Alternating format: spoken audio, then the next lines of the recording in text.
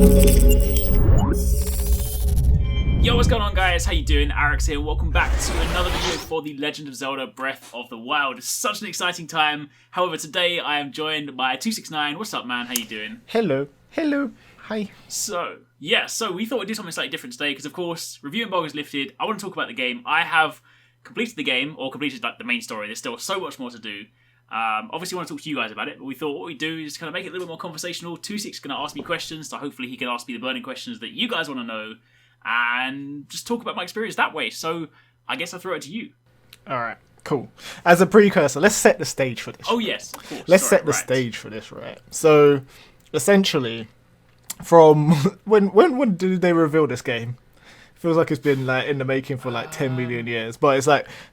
Basically, since last year when they had like a trailer at the E3 booth and they kind of did this like massive blowout of information, we got our chance to like... Well, you got your chance to play it. I wasn't really too bothered about playing it or not, but Alex was like wetting his pants at E3, waiting to get in line to Zelda play is my this. game. Just to be clear, people, if you've missed anything in the channel, Zelda, like, above all else, I might cover a lot of games on this channel. Above all else, Zelda is my all-time favourite franchise. Prior to Breath of the Wild, Ocarina of Time was, like, nothing was above that. So since last year, we've had this ongoing thing. Well, even before this game come out, we've always had like our disagreements about Zelda and all that stuff. Because someone, I've played all the majority of the main Zelda games. The only big one that I've kind of really missed out on was Majora's Mask. Because I didn't like the themes around that one. It looked too spooky for me. As a kid when I was growing up. Yeah. So I was like, oh man, the big moon or whatever. But for this game, Alex has been hyping it up and been like a massive hype beast. And he's even said it's gone on to like, before the game's even come out a year ago, we've got like sample tweets. He probably posts them on this screen right now. Saying that it's going to be the best game ever. And if it isn't the best game ever, we said that he has a forfeit of like eating his hat. Right now, he seems like he's actually on track to be the best game ever. But I don't know. Like, I need to know if it's the best game ever. So I'm going to ask him some like detailed questions about the game that could possibly hint towards it being like that. Because I don't want... He's going to come out with this bait thing where he just loves the game because it's Zelda. Like, I think... Even if it was the worst game in the world and it had Zelda in the title, he will love it. So I'm going to ask him some questions about it and see if we can get down to the bottom of it. So, like, the first question is, like, probably what all Zelda fans want to know is, like, on the scale of Zelda, if you had to say one, with not, like, too many, like, it's going to be basically a spoiler-free chat anyway. Like, without talking too much about it, like, where is it on the scale of like Zelda-esque? Like, if you had to give it a power level in terms of like how good it is compared to the others, this is my new top. Like, Ocarina, like, prior to this, nothing beat Ocarina of Time for me. Like, every time a game would come out, I would compare it to Ocarina and be like, does it beat it? I'd have like a list of criteria, and I was like, you know, a lot of games came close. Wait, the dial back. What is this criteria then? So for me, with it always needs to, like, Zelda games need to. I like them to present a decent challenge. Because Ocarina of Time, I mean, like, if you go back now, it's not exactly the most difficult game, but, you know, at the time, like, presented a decent challenge. Ocarina of Time had like a decent scale to it. Obviously, it was a pretty long game as well when you kind of factor in the child aspect and then the adult aspect as well. There was a kind of cool customization side of it because obviously you had all the different tunics and whatnot. There was the side quest stuff with like the big Goron swords and stuff. So basically that's sort of like the whole experience. And then like a lot of like some of the other ones, for example, when Twilight Princess came out, like, it was a really good game, but it was just like really easy. I think I died like once in the entire playthrough, and that was against the final boss. The one that came close for me was Skyward Sword. In fact, a lot of the kind of criteria it controversial. Hit, right? No, that's the thing. Like, Skyward Sword for me, like, if I actually go through like the checklist and stuff, like, technically speaking, it beat Ocarina of Time, but I think because of that nostalgia, I never felt comfortable saying Skyward Sword was better, so I still held Ocarina of Time up there. But yeah, Breath of the Wild for me is my new favourite game. Not my new favourite Zelda game, my new favourite game of all time. Where people are going to ask that question, like, you know, 6 months down the line, like, hey, what's your favourite game? Breath of the Wild is now that game. So, for me, right at the top. So, like, one of the things that made Ocarina of Time so good was kind of, I don't know, I think it was, like, when it came out and the timing of it, right, there was a lot of games at that time, like, as a kid, you wouldn't know lots about because there was, like, no internet. does it still have that sense of wonder? Like, is there stuff that you just didn't Yes. expect in the game, Yeah, and you honestly, saw it, yeah. and then you're like, yeah, this was Yeah. like, Like, I don't know, so- like the way that it unraveled. Go on.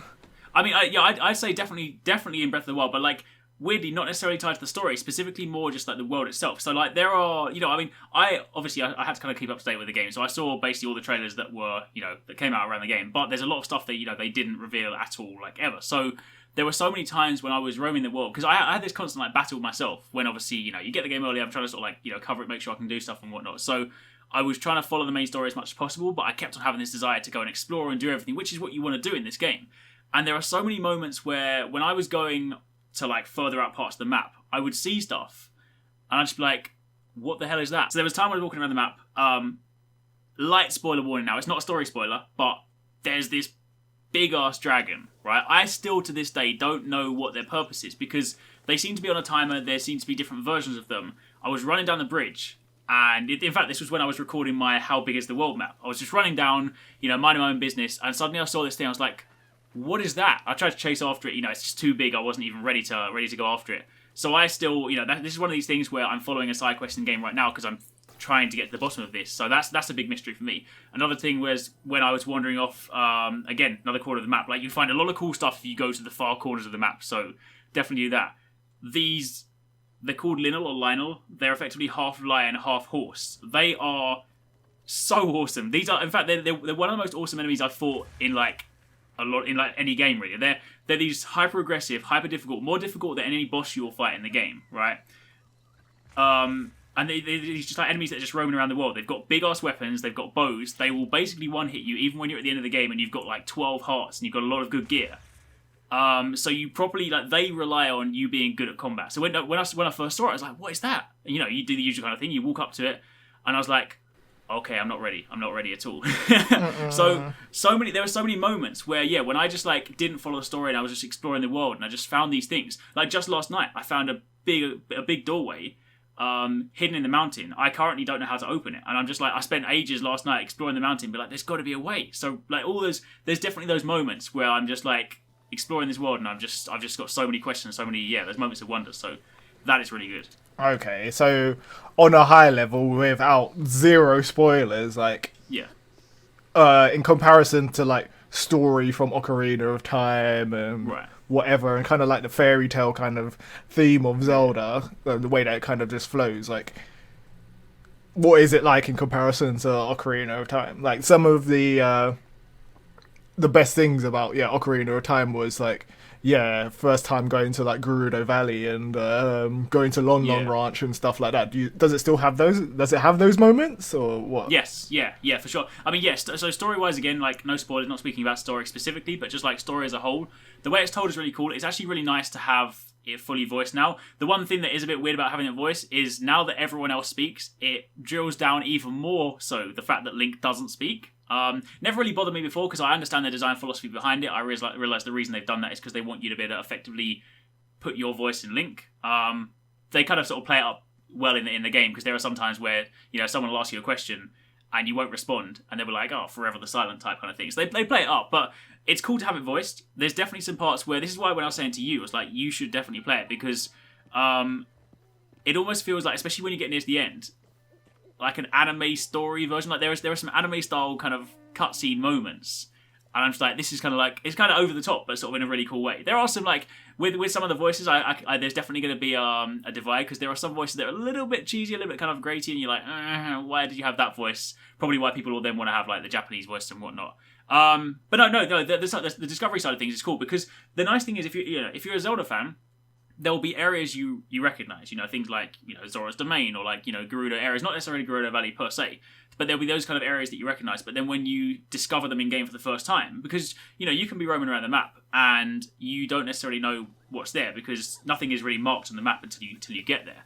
And then, then when you do discover it and you walk into these areas, you're like, whoa, this is crazy. Like the first time I ever entered a dungeon, because again, there will be a little bit of gameplay of dungeons in here.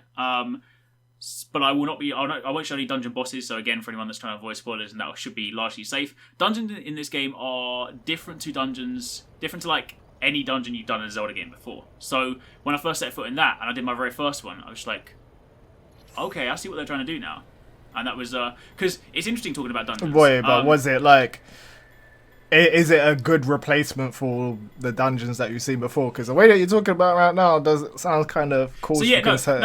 No. So the thing is, like, no, it's a really like what you need to appreciate now is that like in previous Zelda games, right? Dungeons were you would effectively measure a Zelda game by dungeons, right? It's like how many dungeons it got. You do your dungeon, you get your item, you use that item to complete that dungeon. You maybe use it a few times later in the game, and that's basically it's like the core part of the game for the most part.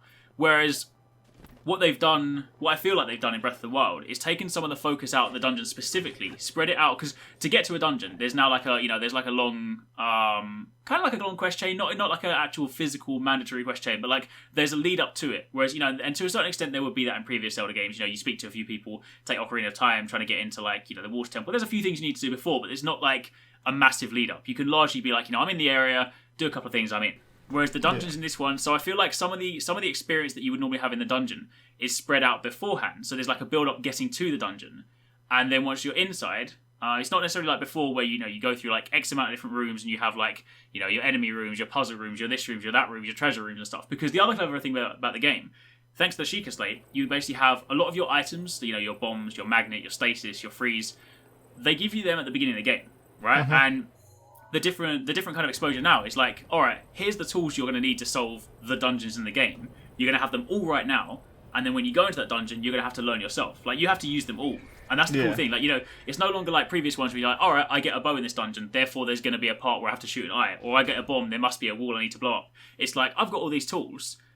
That kind of irks me a little bit, though. Like, that's part of the charm of Zelda. Like, when you're working through the dungeon and you finally get to that chest, like, it gives you motivation to get through that dungeon. I agree to I definitely do agree to a certain extent. There is some of that part where I did always used to enjoy going into a dungeon and be like, what's the cool item you get? It's like when you get like the hook shot in a dungeon, and then you can finally like traverse a lot of the stuff, and you're like, the hook shot is the one thing, I mean, that there is that one thing. It's like, because you don't necessarily get all those items, because, the whole game's got this, I mean, we'll talk a little bit about the weapon degradation system a little bit later, but like the whole, you collect items and stuff. So largely the items you get for your Sheikah Slate at the beginning are basically what you're stuck with for the rest of the game. So that element of, what you kind of collect in the dungeon is lost to a certain extent, but I feel like it's also, kind of in the interest of moving the series forward. I mean, that's been the formula is followed forever, right? It's like, to see him do something fresh. I definitely when I set foot in the dungeon for the first time and then completed it was like, all right, it's not as long as previous dungeons. But then when I took a step back and actually looked at the bigger picture, I was like, actually, I really do like what they're doing, because when you're in the dungeon, it's definitely a lot more focused on puzzle solving and whatnot and doing that. Like dungeons, a lot more. I definitely say dungeons are now a lot more like puzzle focused than combat focused until you get to like your boss fight. But as I say, the combat side of it will come in the lead up to it and the stuff you do beforehand, because.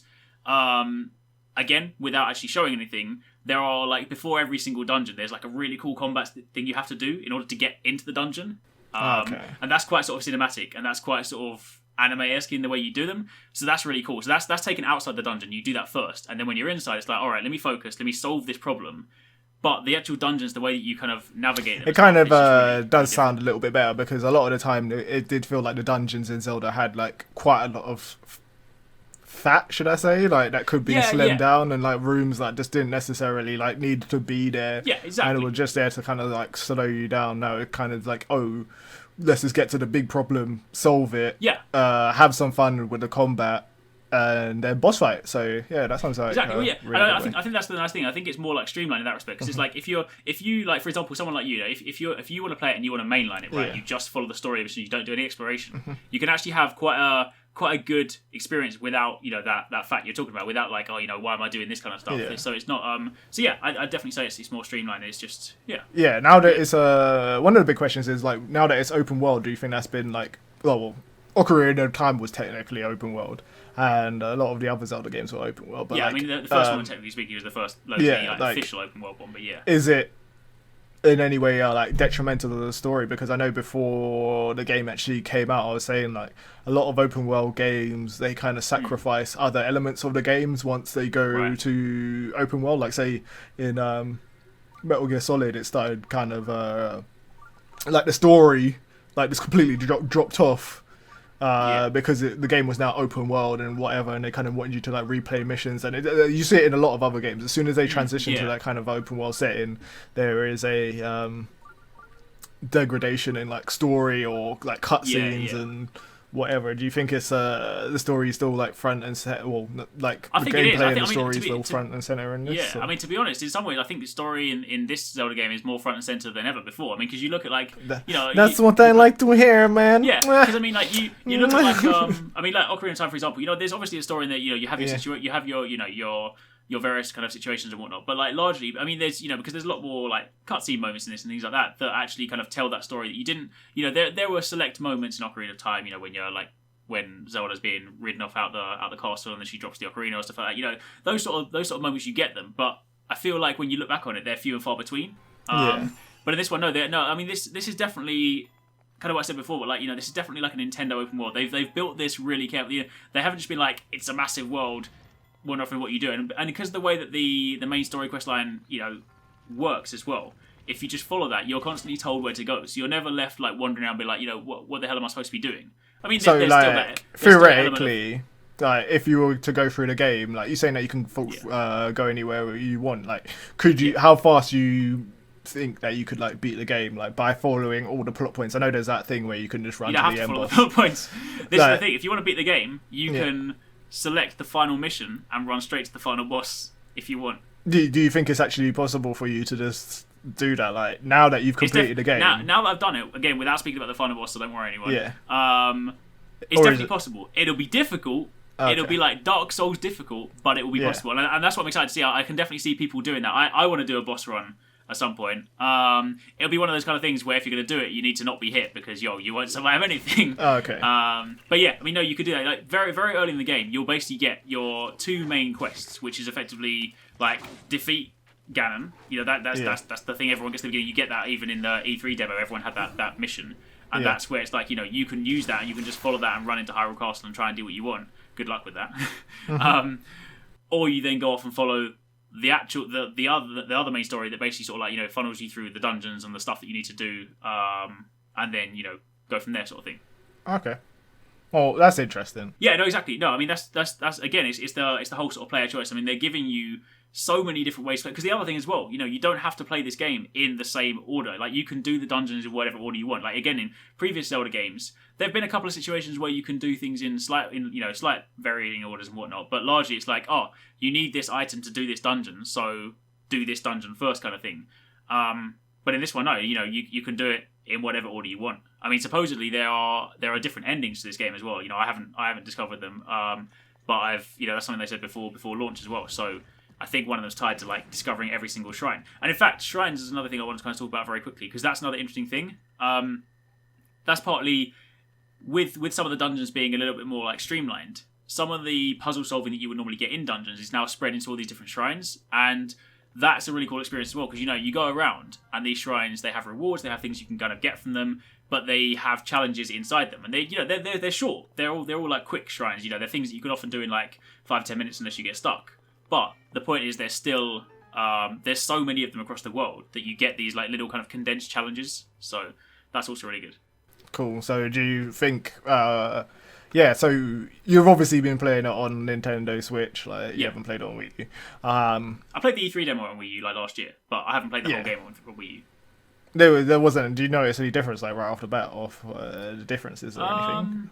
I mean, I think only from what we did when we did that, like kind of that slight comparison, you can see like ever so slight differences in the visuals and stuff. But I mean, obviously I haven't played it as extensively on Wii U, so I can't really kind of talk too authoritatively on that. But so would you pick it up on Wii U if you didn't have a Switch and couldn't get a Switch? 100%. Yes, 100%. I would say if you can get this game in any way, shape, or form, Switch or Wii U, just do it, because like Wii U still run like when we played at E3, still ran great. Still looks. That's the nice thing as well. It's that kind of stylistic style, so it's not necessarily where you have to worry too much about like lower visuals on the Wii U or something like, into that to a certain extent because you can kind of get away with it with the sort of artistic style and whatnot. Okay. What about controls? Did you use the Joy-Cons or what controller? I played with the Pro Controller, so I think that's definitely the best way to play it. I mean, I don't think there's any like motion aspect to it anyway. So even if you had Joy-Cons, you don't wave them around. You still would just hold them like normal controllers. Yeah. Definitely use the Pro Controller. I'd also definitely say to anyone playing, there's an option in the menu to change your jump button. I highly recommend doing that. It basically moves your jump button from X down to B, which is a far more natural placement for me. And then because before that I felt really clumsy with combat and I kept on messing up. And then afterwards, after I switched, I was just like, this makes more sense now. But yeah, controls and combat is just like really good, and I think it's kind of a good chance to like. In fact, combat itself is really really nice. They've got this, it's relatively kind of basic and whatnot, but you've got these sort of it does look kind of basic. It's just like dodge. No, I like the parry system. Yeah, the parry system is really cool. But the nice thing about it that I like a lot is the This is the funny one. This weapon degradation system, the breakable weapons, right? Throughout the game, I was constantly torn. I was fighting with myself. Like sometimes I'd be like, I hate this system. Sometimes I'd be like, I really like this system, right? And then the further I went through the game, the more I began to appreciate it. Because the thing is, like, if you look at any Zelda game, you get. I mean, I know there's again never too many weapons and whatnot, but largely you get your weapon you like and you stick with it, right? It's like if you have like the big Goron sword or the Master Sword, you should still stick with the one that you like. But like, and if you did that in this game, there are so many weapons in this game, like so many. You know, different enemies have different variations of weapons. Different weapons have different stats on them. You have like a durability bonus, a throw bonus, like a damage bonus. And I've encountered so many cool weapons in the game that I was like, I want to keep this, and I held on to it for a while until it started to break, and I was like, I just need to get rid of it. And like initially that'll annoy people, right? Because they'll be like, "Oh, this weapon is so cool!" Like when I first defeated my first Linnell, the big lion man, he had a really badass weapon, and that was stronger than anything I had. So I held on to that for ages. And when it broke, I was like, "Oh man!" But then, yeah, exactly. But then the thing is, right? You then also realize that you'll encounter many good weapons as you go, so you don't worry too much. But also, it's nice because every weapon behaves differently. While combat itself might not be hugely complex, right? Each weapon, like, you know, the one-handed sword behaves very different to the great sword, which behaves very differently to the hammer, to the club, to the spear. And when you're forced to basically just pick up whatever you can use, you're basically, you know, again forced to experience the different sides of combat, which is really nice because you then actually it stops people from being like, I like this sword, I'm only going to use swords for the rest of the game. It's like, no, you're going to use whatever you can find. So what happens if you end up in a situation where you don't have a sword and you're kind of stuck out in the middle of nowhere? Do you just have to accept death? Well, that's the thing. Because stuff is given to you so frequently, I've personally never been in a situation where that happened. I've always been in a situation where there's always more stuff to pick up than I have. So I've never been like, the only thing I had before was when I was fighting a Guardian. If you guys have seen my combat tutorial that went out yesterday, if you mess up parrying a Guardian, every time you try and block its laser, it breaks a shield. I have once been in a situation where the Guardian went through every single one of my shields because I kept on messing up the parry.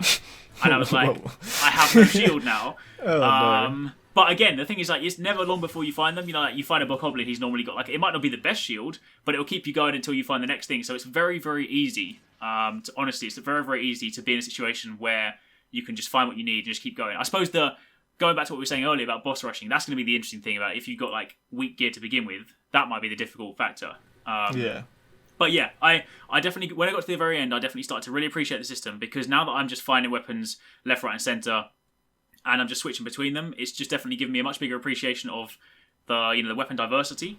And and as such, I definitely enjoyed it. So I think if people are playing, they will be frustrated to begin with. They will definitely be like, I don't like this, but if you give it time and you actually start to appreciate it, then yeah, you'll like it. All right. So without your biased fanboyism, no joking.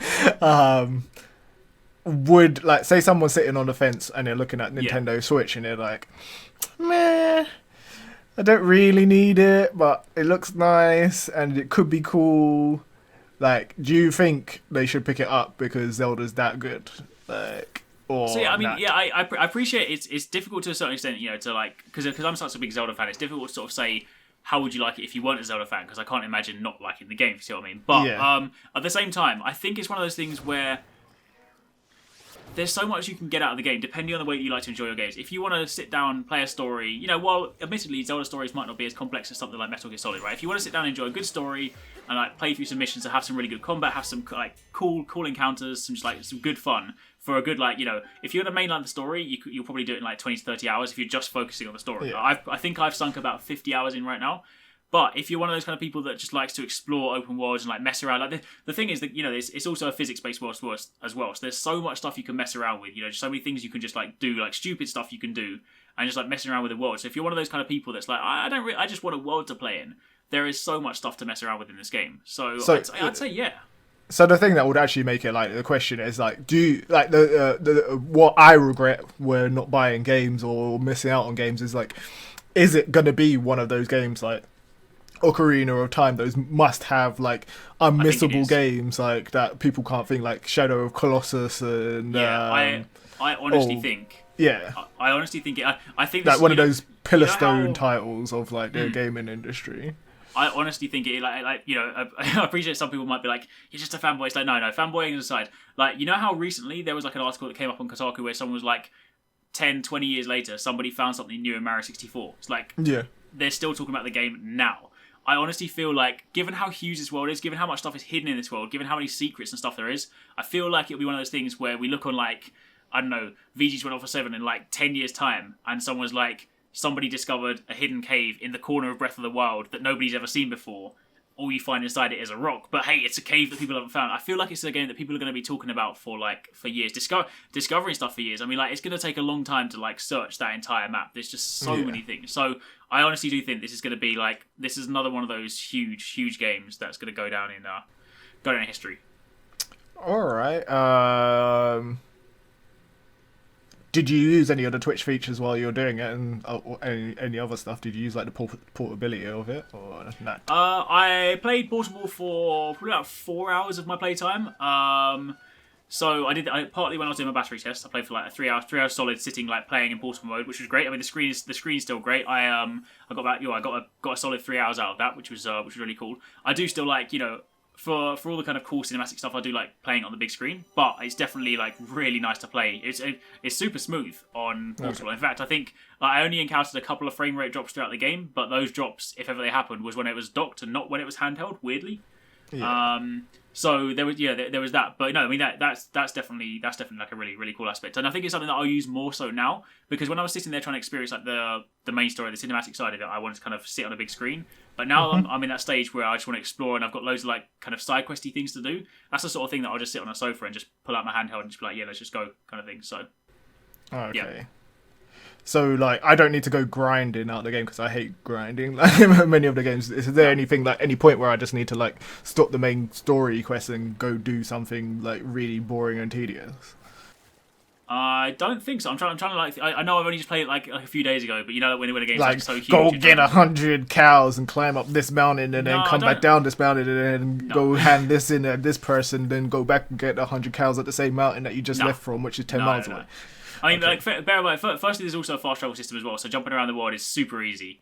But also, I like, you know, I mean, I know I've only played it a few days ago, but trying to like remember exactly. But no, I'm pretty sure, like, you know, the main quest line is very much like, if you want to go here, there's a few things you need to do, like do this, and this, you know, lead up to your dungeon, and you're there. I don't think there was any point where I was just like rummaging around. I think the only time I did it was when I was trying to sort of get entry into the Gerudo place. And that's going to speak to some dude. But no, generally speaking, it was like a really clean experience. I mean, I guess for me as well, because I kept on sort of having to, you know, I was torn between wanting to explore the world and wanting to kind of stay on the golden line. So I did kind of deviate a little bit, but no, there is definitely potential just to have a straight line experience if you want to. Ooh, that sounds good. So how long did it actually take you? I don't know if that's a spoiler or not, if you want to answer. Was it a lengthy game?